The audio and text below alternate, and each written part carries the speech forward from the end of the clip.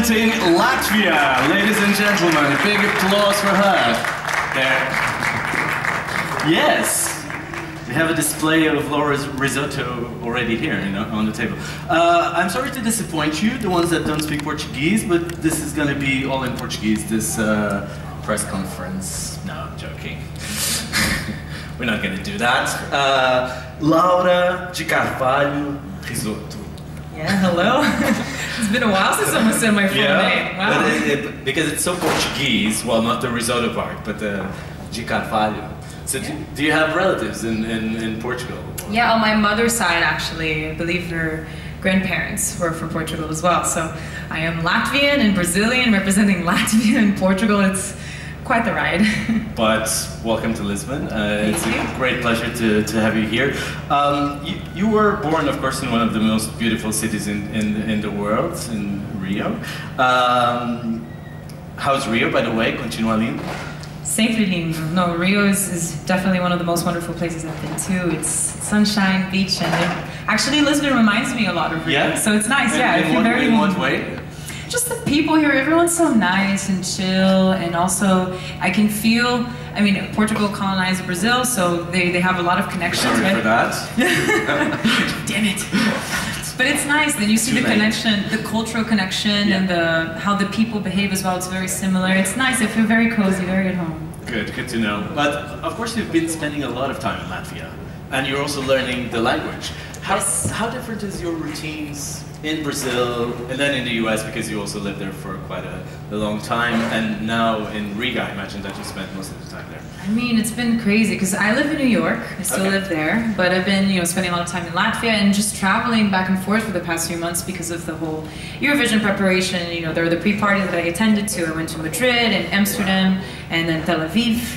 And then I shot a music video in Paris recently that I'm super excited about. Yeah. It's like a global operation. Oh my god, yeah. Eurovision has really turned my life upside down in the best way possible. Good, good to know. Yeah, but every place offers something different. And I think right now is a crazy time because I feel like I'm spending time in many different places, not just one. So. And do you already have like special places in Riga that you like to go?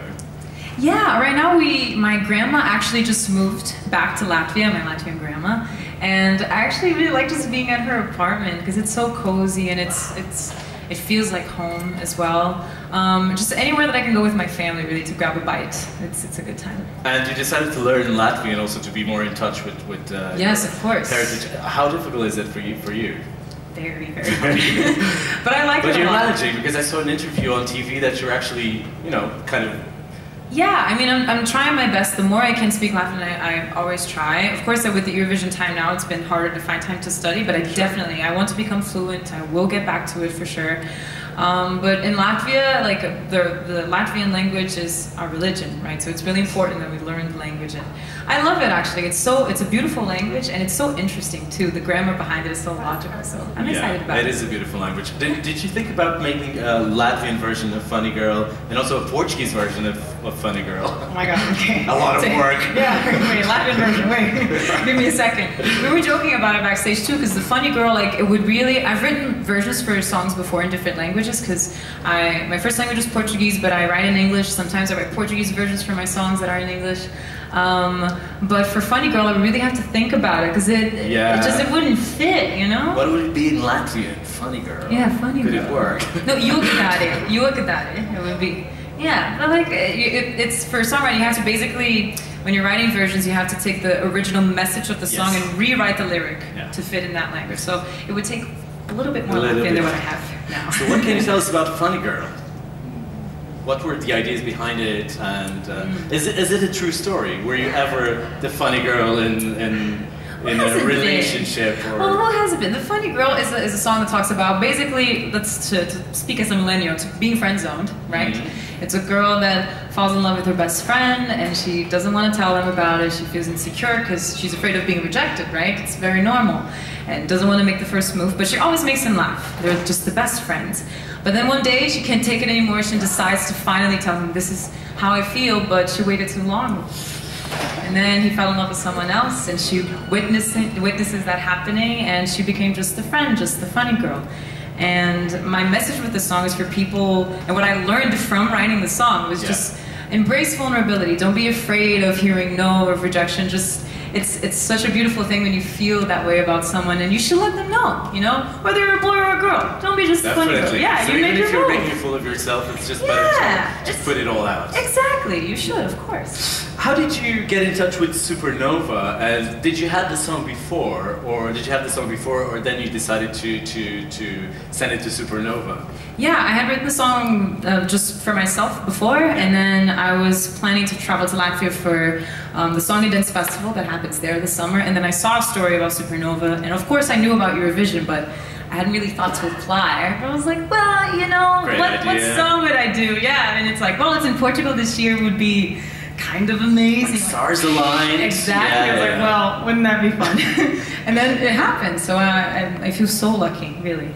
No, this is such a great moment. Okay, questions from the audience. I would like to stress that the organization would not allow in any way any question that would put the artist in distress. So I beg you and order you to keep in the musical terms, please. Yes, here on the third row. Hello.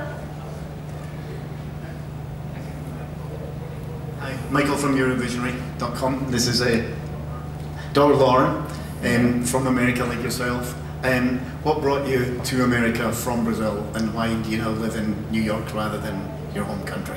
What do you love about it? Well, I think I lived in the US actually when I was younger already for a year. When I was 11 years old to 12, so 2005, 2006, I lived there for a year because my family moved. And then I started learning English. I did my 6th grade in the US, in Minnesota, back in the day. And I think that's when I started writing my songs. And so I learned how to write songs in English already. That's how I learned how to express myself musically. And it felt very natural. That's what I liked. And I think a lot of my musical influences also came from the US. And I think when I was there in school, I got to see a little bit of a glimpse of what the entertainment industry was there. And there's so much power, so much investment, and just so much inspiration. And it felt like that's where I wanted to be, to pursue that dream. And also I write my songs in English, so it really felt like it makes sense. And as an artist, I think the idea, our purpose, is to really share our stories and share a message, and what I want my message to achieve and to reach the biggest number of people possible, and English is a really great way to do that as well. And when I was 17, I was already working in Brazil. I had my first album out there with Universal Music Brazil at the time. I got a scholarship to go to Berklee College of Music in Boston, and I already had studied music for many years, classical piano and voice and guitar, but I really wanted to go to college to study music and just perfect myself as a musician. And when I got the scholarship, I was like, well, I can't say no, and that's kind of how it all began, and I've been there ever since. But you go back to Brazil quite often? Yeah, of course. I was there last year, and I'm coming back this year as well, so I'm excited. Yeah. There at the back, thank you.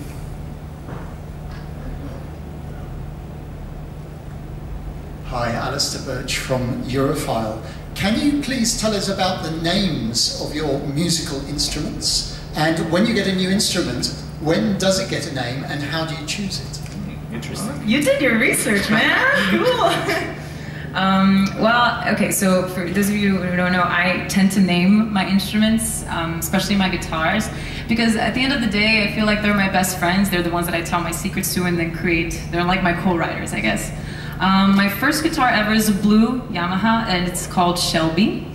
And I think the names, all of them came up in a different way. This Shelby, I think I was maybe 15, and I was like in a like Omegle or chat room with my friend. I didn't know what it was, but then we created a username called Shelby. I was like, that's a cool name. And I remember writing with my guitar and looking at it, being just like, Shelby, yeah. And I have another one that I called Haley. And I wrote it when I was, I decided the name when I was playing and I was writing a song, and I was really inspired by a song by Paramore at the time as well. And I looked at the guitar and it just made sense. So I think that the names, they're usually something that inspires me. I have another guitar also that's Joss, that's inspired by Joss Stone, one of my biggest references as well as a vocalist. But so, do you talk to them like, hey Shelby, how are you? I don't want to sound crazy. So. You don't want to sound crazy. Yeah. But I mean, it depends. Songwriting process, it's a little bit of you talking to yourself, right? So in that sense, I don't say hi, good morning. I hug my instruments, but I hope that's normal. I don't know. Yeah. No, it's perfectly normal. Okay. It's fine. It's fine. Okay, make me feel better. Okay, here in the front. Hi, my name is Farouk from Eurovision magazine in France.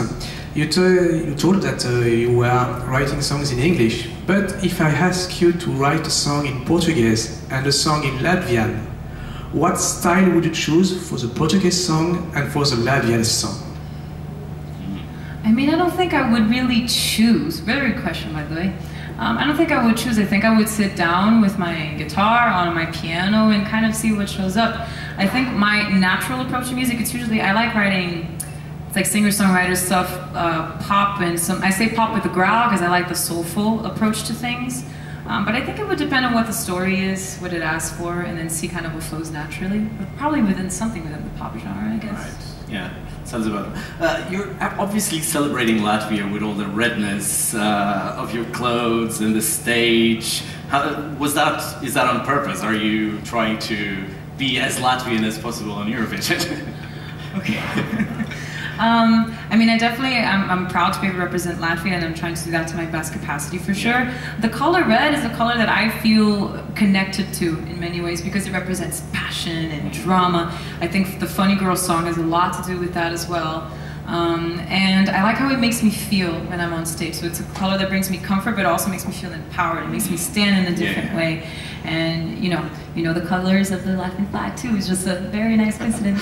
And there's all the hair flipping too, which is quite cool. Yeah, I mean you have a lot of hair, so we gotta get it out of the way. I think it's so funny it became a thing. I didn't really expect it. You should teach us how to do that because everybody would love to know how to flip hair like that. If I do that, everyone has to do it with me. I'm not doing it first by myself. Okay, we can try.